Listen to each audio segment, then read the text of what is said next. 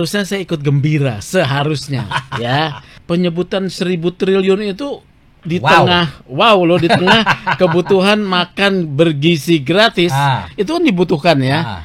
Tapi ternyata ya, kalau menurut saya ini cuman bombastis, Mas. Bombastis, kemudian sangat mengedepankan yang namanya sensasi. Bombastis dan sensasional. Sensasional. Bombastis 1.000 triliun atau 193,7 triliun dalam 1 tahun. Ini kan kalau kita orang penegak hukum itu kan harus akurat, tepat, dan adil. Ketika tidak akurat, tidak tepat, pasti ada ketidakadilan.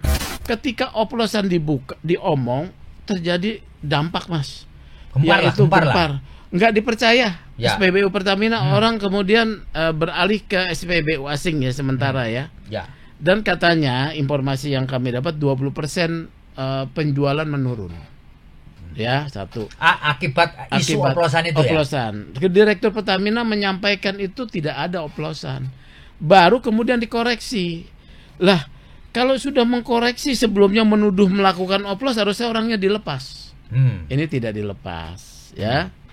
Jadi disinilah yang pemilik kekuasaan kewenangan bertindak menurut saya satu ya, arogan ya.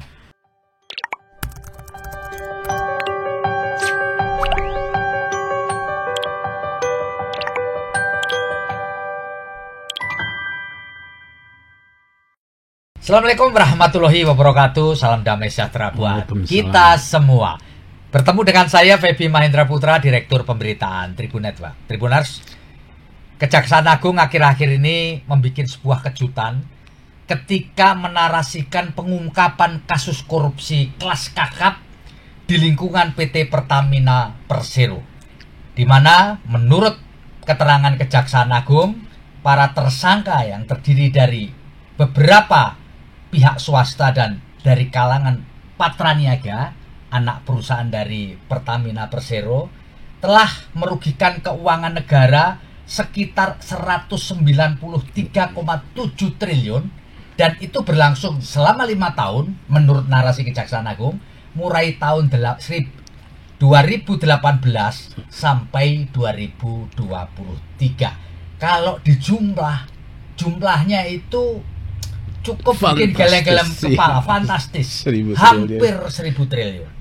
Dan tentu saja ini perlu kita obrolin, dan telah bersama dengan saya Bapak Sugeng. Beliau adalah Ketua IPW Indonesia Police Watch, Bapak Sugeng Teguh Santoso, yang juga aktivis dari Koalisi Masyarakat Sipil Anti Korupsi. Dan tentu beliau sangat mengikuti perkembangan dari penyidikan di Kejaksaan Agung.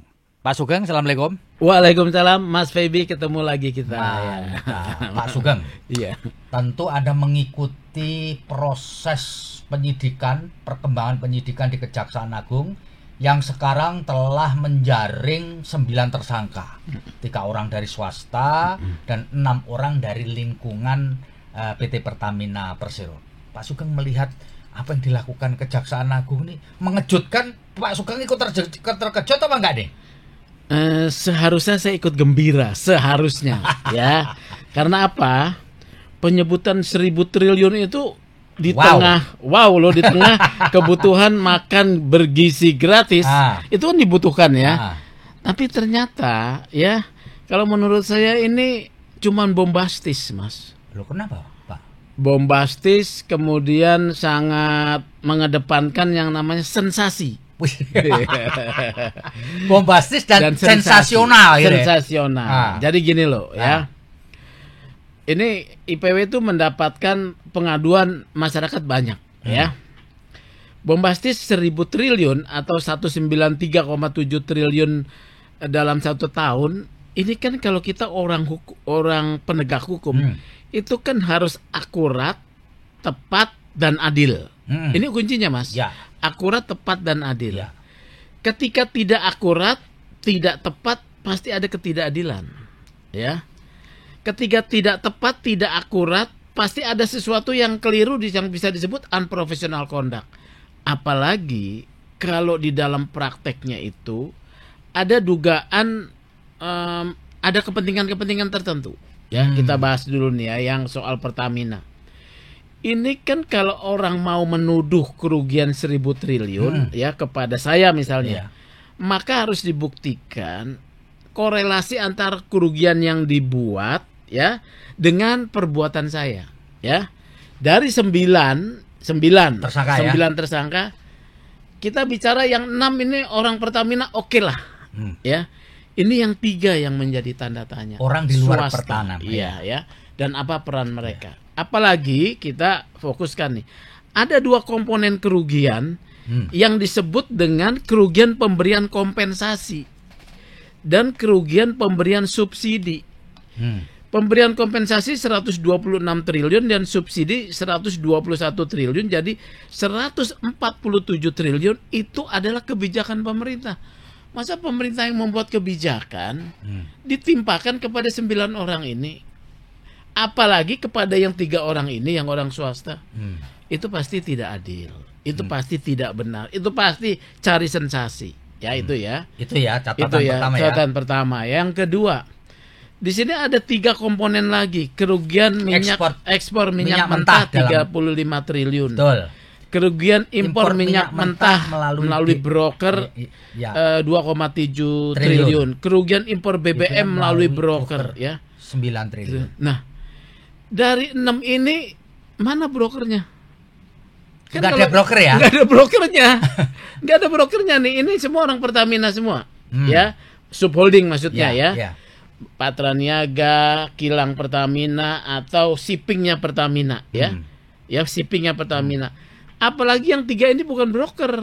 Ini siapa ini? Nanti saya jelaskan. Yang 3 ini adalah pengusaha yang menyewakan storage.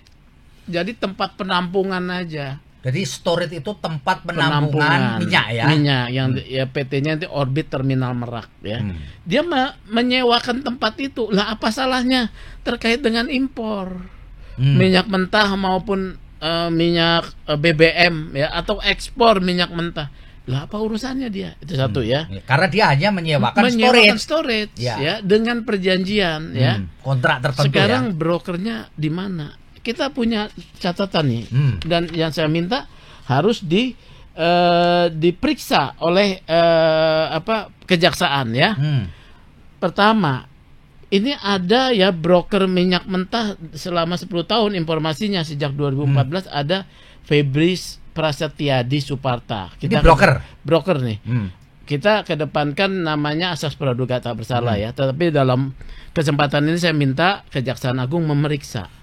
Ada nama Seto, ada nama Denny Wewengkang, dan ada nama yang legendaris nih, Widodo Ratana Kaitong. Ini orang-orang yang memang berprofesi sebagai broker. Membeli minyak sebagai broker ya, kemudian menjual minyak juga, pengusaha lah ya.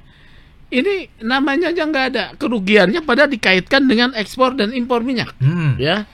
Nama ini nggak ada ya.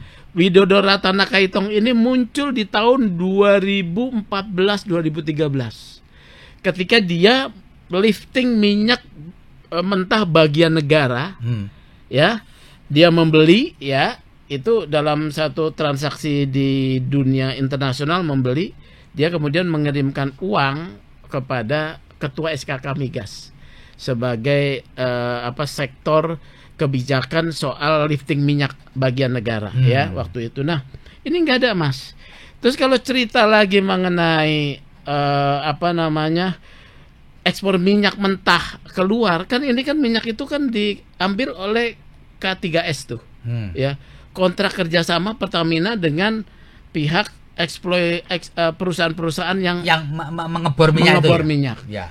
Ini ceritanya di mana? Apakah ada korelasi perbuatan mereka merugikan? Nggak ada juga ya. Jadi di sini makanya saya bilang sensasional ya. Sensasional itu ya dicari yang bombastis dulu ya. Kemudian supaya masyarakat itu menjadi tertarik. Belum lagi ngomong oplosan. Ya. Oplosan. Oke, Pak Sugeng. Jadi kan tadi Pak Sugeng sudah menjelaskan bahwa dalam tudingan lah dari kejaksaan itu ada kata broker tapi brokernya nggak ada. Nggak ada. Ya. Oke. Lalu 6 orang itu adalah orang dalam Pertamina. Oke ya. nggak mungkin jadi broker dong. Nggak mungkin. Ya. Dia pelaku. Lalu ada 3 orang swasta. Coba dijelaskan 3 orang swasta ini siapa dan begini, ya. apa ini hubungannya dengan mereka Patra ini Niaga, saya lihat anak-anak muda ya. Setelah saya lihat profilnya ya, ada namanya Kerry. Kerry ini adalah anaknya Riza Khalid yang dulu terkenal lah ya. Pak Petral ya. Petral. Kemudian ada Gading. Ada kemudian yang namanya Dimas ya. Jadi Kerry ini dia pemilik dari Orbit Terminal Merak ya. Storage ya Pak ya. Storage. Nah, Orbit Terminal Merak ini muncul dalam konteks penyewaan storage itu kalau tidak salah baru di tahun 2021 nama Orbit Terminal Merak. Sebelumnya ya dari tahun 2014 sampai 2021 PT Inteng Indonesia ya. Jadi PT Inteng itu Indonesia adalah yang menyewakan ya, yang menyewakan storage kemudian kepada Pertamina. Pertamina ya. Waktu itu dengan langsung holding dengan Pertamina. Jadi pada waktu itu transaksi atau kontrak ini antara holding dengan pemilik storage, ya kan? Inteng ya. Patra Niaga belum ada. Belum. Patra Niaga muncul itu sebagai subholding tahun 2021 ya. Jadi 2021 baru muncul. Iya, 2021 baru muncul ya. Jadi kita lihat ya. Jadi Orbit Terminal Merak ini baru muncul 2021, sebelumnya Inteng ya. Direktur daripada Patra Niaga juga itu bukan yang sekarang menjadi pada tersangka waktu Riva ya, tahun 2021 belum, bukan si Riva. Tersangka sekarang bukan ini. Riva, ada namanya Nasution ya.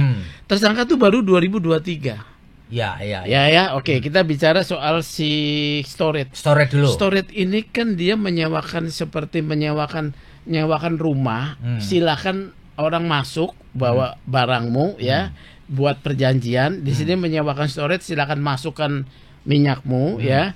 Kemudian ada perjanjian juga di sana soal blending minyak ya. Jadi selain menyewakan storage dalam kontrak dengan Pertamina atau Patra Niaga ini kontraknya. Dengan Patra Niaga. Itu adalah untuk tempat minyak.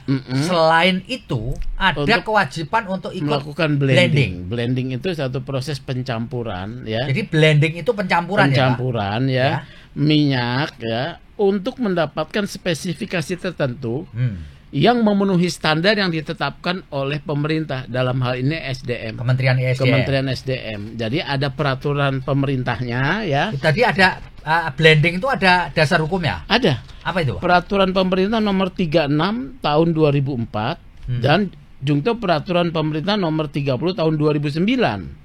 Ya, tentang kegiatan usaha hilir minyak dan gas dengan syarat harus sesuai dengan standar mutu yang ditetapkan oleh menteri ya. Kemudian dalam peraturan teknisnya itu ada peraturan ESDM nomor 48 tahun 2005 tentang standar mutu spesifikasi.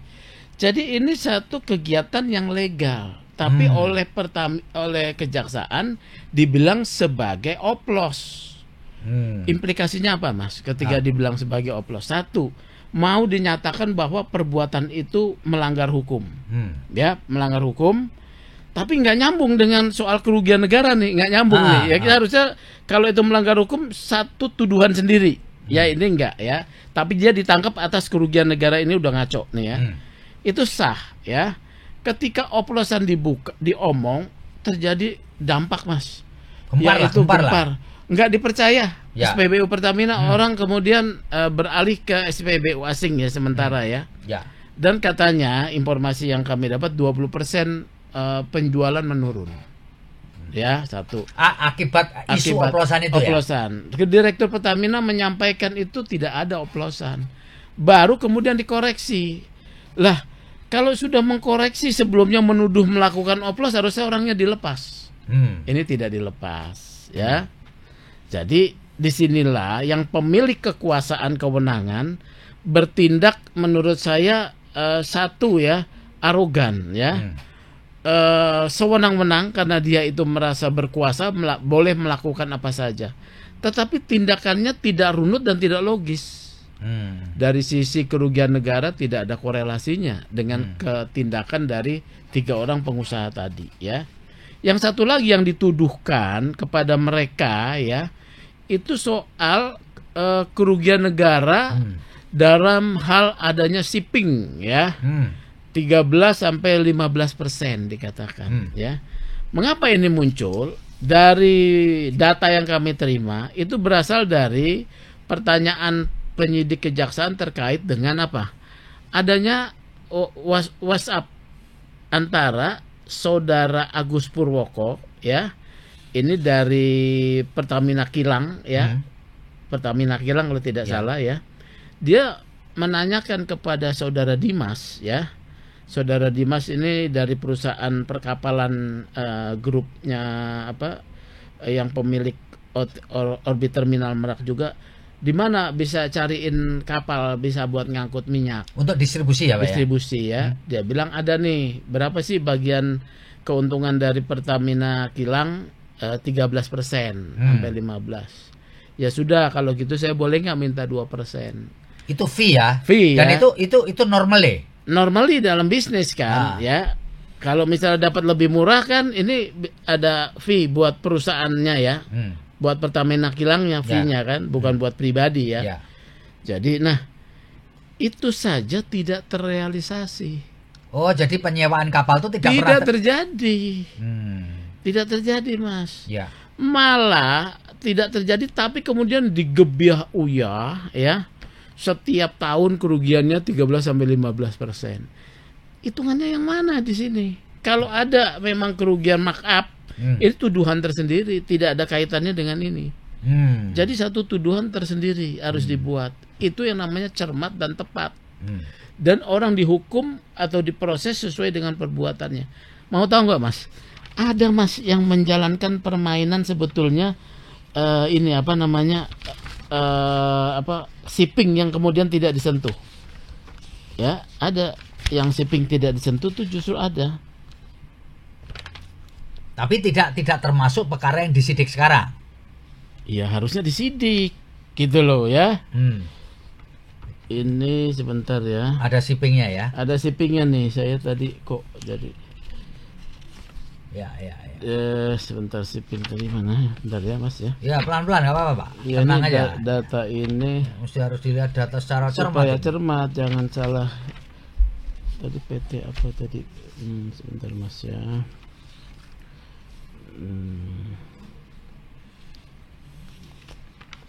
Nah, ini ada nih ya. Dalam konteks kalau kontrak shipping itu katakanlah merugikan, bukan mereka. Ini ada data yang didapat oleh kami yang harus didalami ya sebagai informasi kepada Kejaksaan Agung ya. Ini ada 5 perusahaan pelayaran diduga telah bekerja melakukan pengapalan minyak itu, ada yang sudah 8 tahun dan ada 10 tahun ya.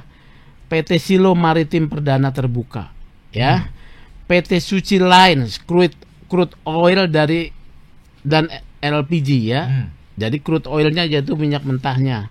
Armadanya 30 armada nih. Kalau tadi perusahaan yang tadi si Dimas yang nggak jadi itu jadi cuman 2 kapal, satu kapalnya sudah tidak beroperasi dan satu kapal juga kecil. Ya. Tapi ada yang besar nih ya. Berkontrak 8 tahun. Terusnya PT Arcadia Shipping, PT Waruna Shipyard mempunyai 40 armada kapal, berkontrak 10 tahun, dan PT Buana Satya Tama. Nah, ini kan data yang harus didalami. Kalau memang mau konsisten menerapkan bahwa dalam shipping itu ada markup kerugian, ini diperiksa. Gitu ya. Kita kan dalam podcast ini harus saya berikan satu disclaimer dulu. Saya setuju penegakan hukum korupsi. Tapi jangan yang sensasional dan juga menutupi atau cuci-cuci. Yang cuci-cuci itu ada, Mas. Malam ketemu, pagi dicuci. Ya, malam ketemu, pagi dicuci. Iya, antara Menko apa itu? Erick Thohir Menko apa itu? Ya, Menteri BUMN ya. Ya. Ketemu dengan Jaksa Agung, paginya dinyatakan Erick Thohir tidak terlibat. Saya mau tanya ya. Kejaksaan yang berhak mengklirkan seseorang itu terlibat atau tidak siapa? Pengadilan, Mas. Ya. Atau dilakukan penyelidikan dulu, baru dinyatakan kami tidak menemukan alat bukti. Ya. Pagi-pagi sudah ini. Jadi proses penegakan hukum ini kita pertanyakan gitu loh Mas. Ya. Ya. Nah, Pak Sugeng, ini untuk clearance ya. Jadi nomor 1 kerugian ekspor minyak mentah dalam negeri 35 triliun per tahun. Ya toh. Ini coba Pak Sugeng jelaskan. Ini apa sih kerugian ekspor minyak mentah ini apa ini? Jadi gini Mas. Ya. Kita kan punya minyak mentah ya. Hasil dari pengoboran di dalam negeri ya. Iya, dari negeri dari 79 K3S ya. 79 K3S ya. Ya. Nah, ini ada kemudian dilakukan penjualan lelang. Dunia internasional yang beli, ya. Dunia internasional. Ini kebijakan siapa? Ini kebijakan pemerintah tentunya, ya. Kebijakan pemerintah dalam hal ini Pertamina Holding dan Menteri SDM, ya, dan juga Menteri BUMN dong, ya. Jadi hasilnya ini yang dijual di luar. Nah, dalam rilisnya Kejaksaan Agung dikatakan bahwa ada modus dibentuk oleh para tersangka katanya, yaitu adanya penurunan produksi kilang. Ya. Pertamina Kilang ini kan anak usaha nih, ada yang sudah jadi tersangka. Penurunan produksi kilang, ya. Yang kedua menyatakan hasil minyak mentah yang diambil dari bumi Indonesia ini katanya rendah kualitasnya. Jadi sudah turun, kemudian ditolak. Maka ada alasan dijual ke luar negeri. Ini kesalahan siapa nih? Ini kalau mau dituduh kesalahan, oke lah. Yang sudah ditangkap ini, ya. Tetapi ini kebijakan sebelumnya kan sudah terjadi sejak zaman Pertamina. Kalau dakwaannya 2018, maka direktur Pertaminanya harus sudah disidik. Sampai 2021 itu semuanya keputusannya di PT Pertamina Holding. Dengan tentunya diperiksa apakah juga SDM melakukan pengawasan. Pak Sugeng, supaya ini yang mendengar tahu ya. Jadi ini kan ada lifting di dalam negeri ya. Ada bagian yang bisa diekspor. Ada bagian yang harusnya diolah untuk kepentingan dalam negeri. Konon menurut konstruksi kejaksaan, para tersangka ini merekayasa seolah-olah jatah yang harusnya untuk dalam negeri ini tidak memenuhi syarat, sehingga kemudian ada alasan untuk melakukan impor, ya kan? Enggak, ekspor dulu dong. Ekspor dulu sehingga udah nimbul kerugian kan? Karena diekspor kan, sehingga kemudian ada lagi impor karena untuk diolah oleh kilang kita karena tadi kebutuhannya tidak memenuhi kan, ya kan? Jadi kan ini betul modusnya, kalau itu betul benar, ya kan?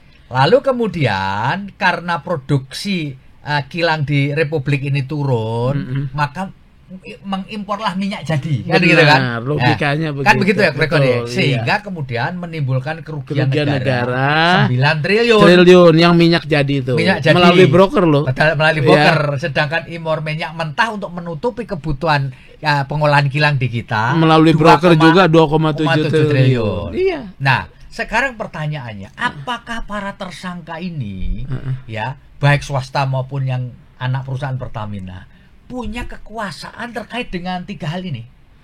Kalau misalkan dia bisa boleh menentukan ekspor ke luar negeri, boleh menentukan impor minyak mentah. Ya, kalau keputusan dari mereka berwenang. Berwenang untuk mendapatkan kilang. Kan ini ada Pertamina Kilang nih, subholding. Dia harus mendapatkan bahan baku. Ya. Bahan baku, makanya dia impor bahan baku melalui broker. Dia berwenang, ya. Jadi tidak perlu persetujuan dari holding. Nah, ini yang harus didalami, ya kan? Maksud saya pertanyaannya, apakah dia bisa memutuskan sendiri? Menurut saya tidak. Atau izin dulu, bos, saya memerlukan bahan baku nih. Tidak. Oke. Ya. Kalau holding tidak ya nggak bisa. Karena ada kaitannya dengan minyak bagian negara yang juga diekspor keluar, gitu loh. Ya. Pasti akan harus mendapatkan pengawasan ataupun persetujuan dari holding. Apalagi ya Pertamina Patraniaga itu baru muncul 2021. Karena yang sebelumnya itu langsung dilakukan oleh holding, gitu ya. Jadi sebenarnya alur kayak begini ini sudah berlangsung sudah lama. Sudah lama kan sejak mungkin dari 2000 kalau yang saya dapat data ini kan dari 2010 2014 ya. 2014 ini kan dibatasi tembusnya 2018 2023 ya. Tapi ini saya mau sedikit lah supaya nggak lewat ya. Kan dia bilang oplosan ya. Ya oplosan. Kalau oplosan kan itu bicara tentang barang yang dioplos. Berani ngomong oplosan, barang buktinya nggak ada loh, Mas. Oh gitu ya? Ya nggak ada. Begitu dibuka oleh Pertamina, direktur Pertamina, kami tidak ada oplosan. Yang beredar itu sudah benar, diralat. Oh iya, ini adalah peristiwa 2023. Lo kenapa ngomong oplosan? Nggak ada barang bukti, makanya sensasional, Mas. Ya. Sensasional nih yang kami lihat gitu. Dan juga kerugian ini tidak bisa, utamanya ya, kerugian tidak bisa dibebani kepada 3 orang swasta itu, Kerry, Dimas, dan Gading ya. Kalau mereka mau dituduh terkait dengan katakanlah nih ya, penyewaan storage ya, dan juga shipping, ini harus dibuktikan dengan satu perbuatan materialnya. Dalam penyewaan storage ada nggak kesalahan? Nggak ada komplain. Ketika blending ada uji sampling. Uji sampling itu setelah dicampur, diambil samplingnya sesuai dengan spesifikasi, baru dijual ke publik. Ya, Pak Sugeng, ini untuk juga mengclearance masalah ini. Menurut Anda, supaya ini menjadi terang benderang, apa yang harus dilakukan penyidik Kejaksaan Agung supaya tidak salah menuduh, tidak salah melakukan sebuah narasi itu, apa yang mesti harus dilakukan? Kita ikuti alur berpikirnya Kejaksaan Agung, ya. Kan alur berpikirnya adalah Kejaksaan Agung sedang menjalankan kewenangannya, tugas penegakan hukum anti korupsi yang adalah baik ya untuk kita, dengan judul begini: dugaan korupsi dalam tata kelola minyak mentah dan produksi kilang Pertamina, subholding dan kontraktor kerjasama tahun 2018-2023. Jadi mana pihak KKSS yang dijadikan tersangka? Nggak ada, ya kan? Kemudian korupsi dalam kelola minyak mentah dikaitkan dengan kerugian, yaitu kerugian ekspor minyak mentah. Ini Pertamina Holding yang melakukan dari 18 sampai 2021. Mana tersangkanya dari Pertamina Holding? Ya. Kemudian kerugian impor minyak mentah melalui broker. Brokernya tadi sudah saya sampaikan tuh. Ada nama-nama tuh. Ya. Coba didalami. Dia udah 10 tahun nih. Dari 2014. Ada nama Febri, Setiadi Suparta, alias James, Seto, Denny Wengken, dan Widodo. Ini kan kami dapat masukan informasi sebagai IPW ya. Jadi didalami ini. Kemudian impor melalui ini juga importir, eksportir dan importir nih ya. Jadi ini yang harus dilakukan, Mas. Dan juga tidak boleh tidak adil dong. Pemberian kompensasi dan subsidi disalahkan kepada yang termasuk Pertamina juga nggak fair. Saya sebenarnya agak bingung juga apa yang dimaksud kerugian pemberian kompensasi dan pemberian subsidi ini. Itu kan kebijakan pemerintah tuh untuk kemudian kompensasi dulu itu supaya minyak dulu diganti gas apa gimana itu. Kalau subsidi kan subsidi kemahalan atau subsidi apa ya. Itu kan kebijakan pemerintah. Ya. Masa kebijakan pemerintah yang dibuat dibebani ini padahal dalam satu asas hukum ya.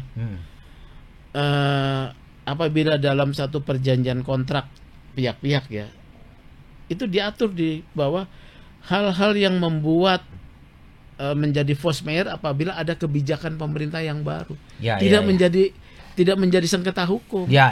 Justru kebijakan ini dipidanakan. Ngaco nih cara berpikirnya. Karena kuasa. Kalau ada kebijakan baru jangan jadikan beban orang dong. Ini pemerintah. Kejaksaan adalah bagian dari pemerintah. Masa nggak paham ilmu administrasi negara seperti itu? Pendekatan kekuasaan, main tangkap gitu. Pak Sugeng, selama ini kan Pak Sugeng tuh kritis kepada Kejaksaan Agung, bahkan bersama-sama dengan koalisi masyarakat sipil anti korupsi itu pernah melaporkan seorang pejabat Kejaksaan Agung ke Komisi Pemberantasan Korupsi. Emang seberapa seberapa ngisruhnya kan Pak? Gini loh Mas ya. Ya. Kita ini kan negara demokrasi, demokrasi yang adalah negara hukum yang berasaskan demokrasi ya. Negara hukum berasaskan demokrasi. Maka tata kelola yang baik, tata kelola pemerintahan yang baik adalah tata kelola berdasarkan hukum, bukan berdasarkan kekuasaan.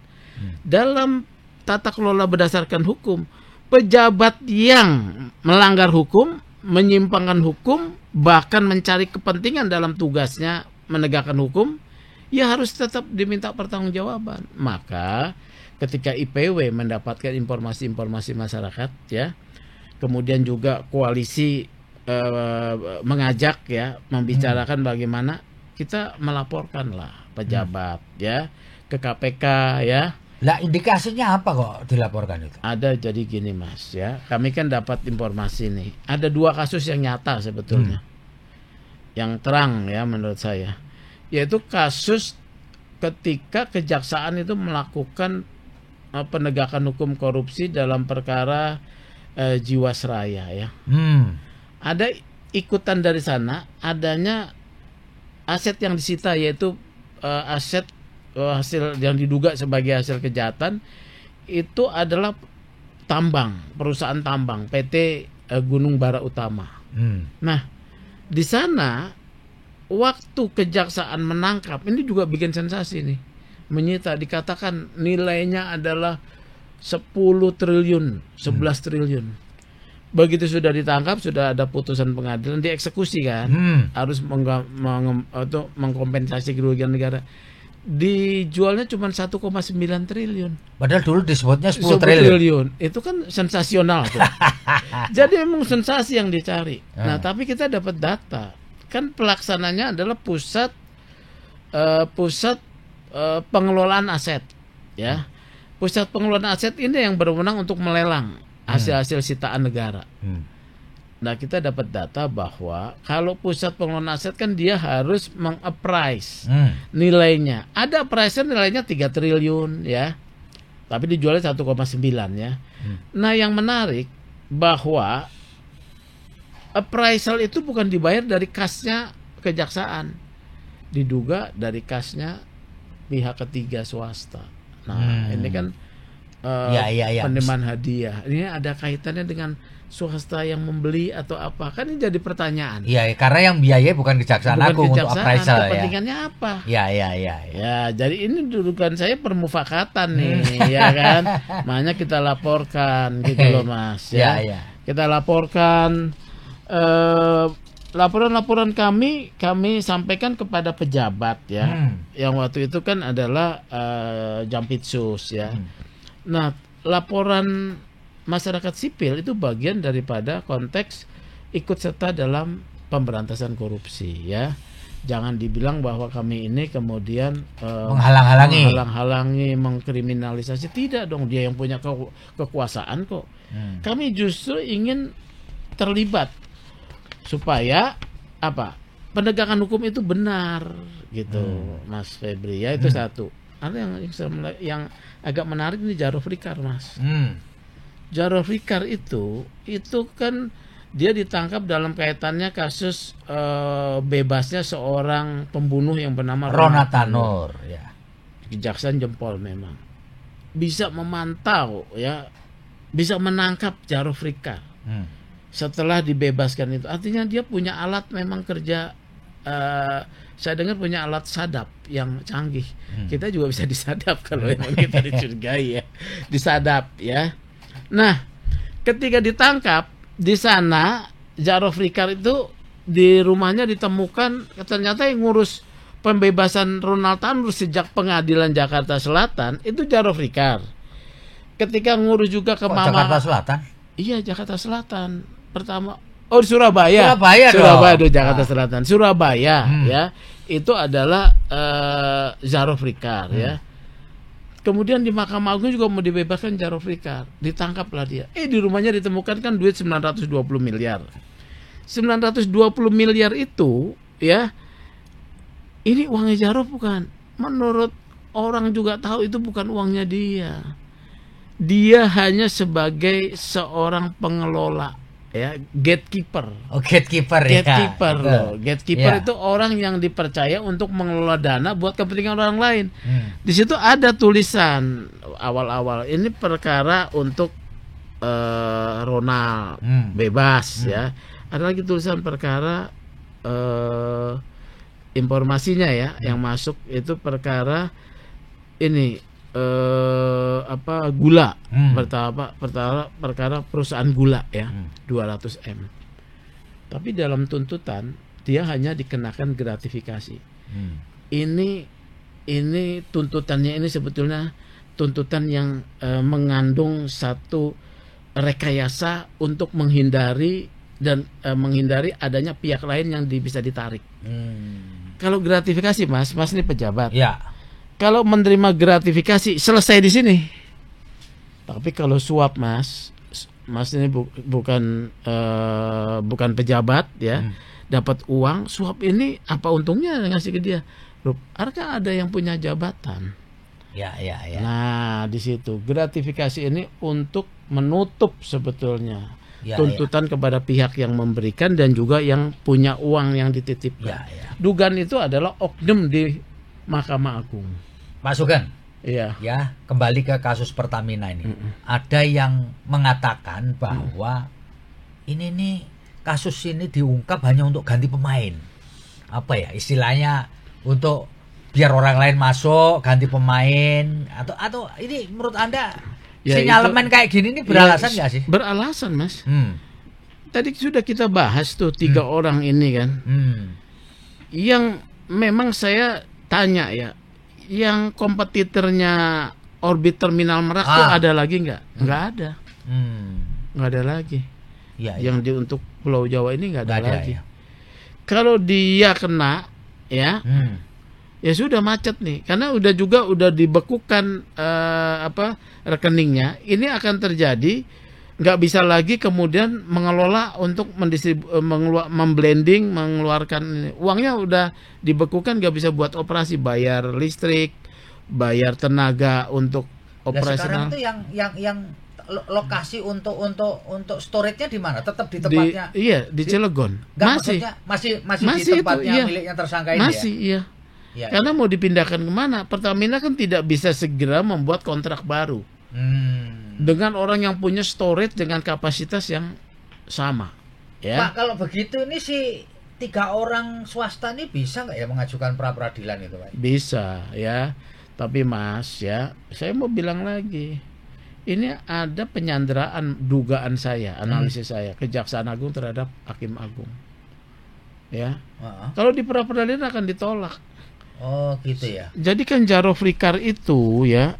Saya pra peradilan nggak diurus Mahkamah Agung, Pak Sugeng. Loh, mana berani Mas, hakim kasus-kasus. Ya? Iya, saya sudah tahu hakim itu mau melepaskan itu dia minta dulu ini dukungan, lapor gitu.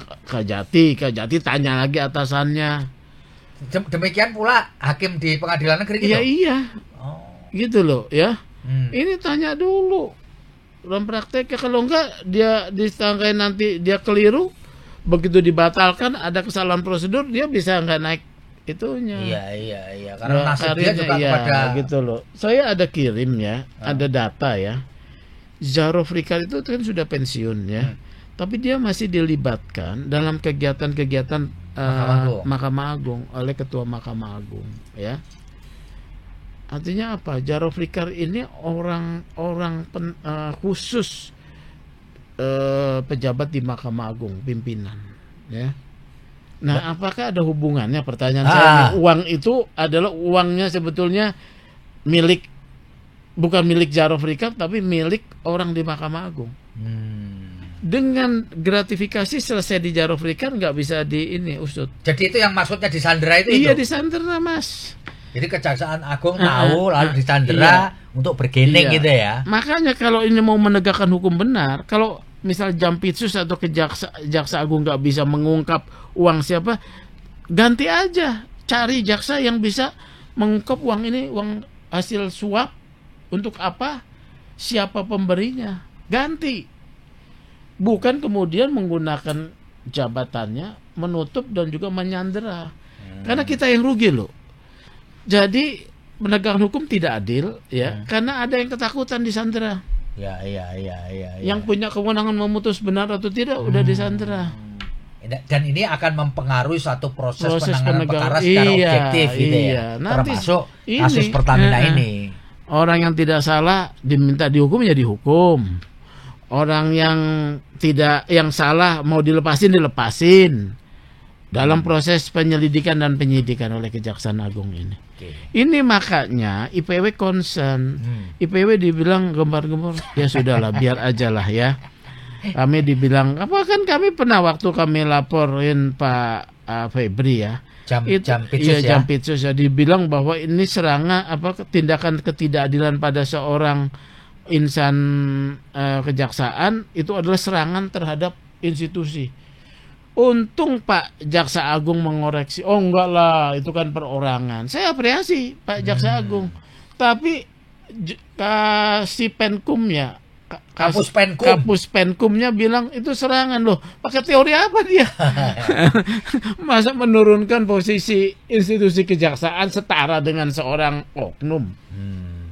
Itu ya. Iya dong. Itu ya. Ini bukan serangan pada institusi ya. Dia bisa pra-peradilan Mas, tapi menurut saya itu akan patah ya. Kalau saya bilang, saya harapkan Kejaksaan Agung itu akurat, tepat, adil ya.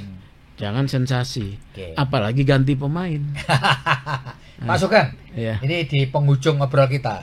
Saya kepingin Pak Sugeng memberikan closing statement supaya penanganan masalah ini seperti yang Pak Sugeng harapkan itu tadi, adil, transparan, tidak hanya bombastis dan tidak sekedar mencari apa ya istilahnya ya, wah gitu. Iya. Penegakan hukum itu urusan memberikan rasa adil pada masyarakat. Ukurannya adalah bertindak tidak berpihak, imparsial. Ya, bertindak cermat, akurat, dan gunakan lambang Dewi Keadilan tutup mata. Jadi nggak peduli siapapun. Siapapun, potong ya potong. Jangan sebelum potong sudah nyuci, ya kan? Jangan orang yang tidak salah dipersalahkan. Ya, proses yang benar. Kita akan apresiasi Kejaksaan dan Jampitsus ketika proses itu benar. Kalau tidak benar, kita akan tetap kritisi, ya. Jangan dibilang kami menyerang, kami mengkritisi. Itu adalah hak untuk warga terlibat dalam penegakan anti korupsi. Oke. Gitu. Demikian Tribuners. Terima kasih Pak Sugeng. Siap. Atas penjelasan yang panjang lebar ya. Semoga ini juga bisa menjadi referensi lah ya bagi masyarakat, bagi aparat penegak hukum, supaya hukum kita ini tetap tegak ya, tanpa memandang siapa yang berurusan di depan hukum. Saya Feby Mahendra Putra pamit undur diri. Assalamualaikum warahmatullahi wabarakatuh. Salam damai sejahtera buat kita semua, dan jangan lupa tetaplah bahagia. Download Tribun X sekarang, menghadirkan lokal menjadi Indonesia.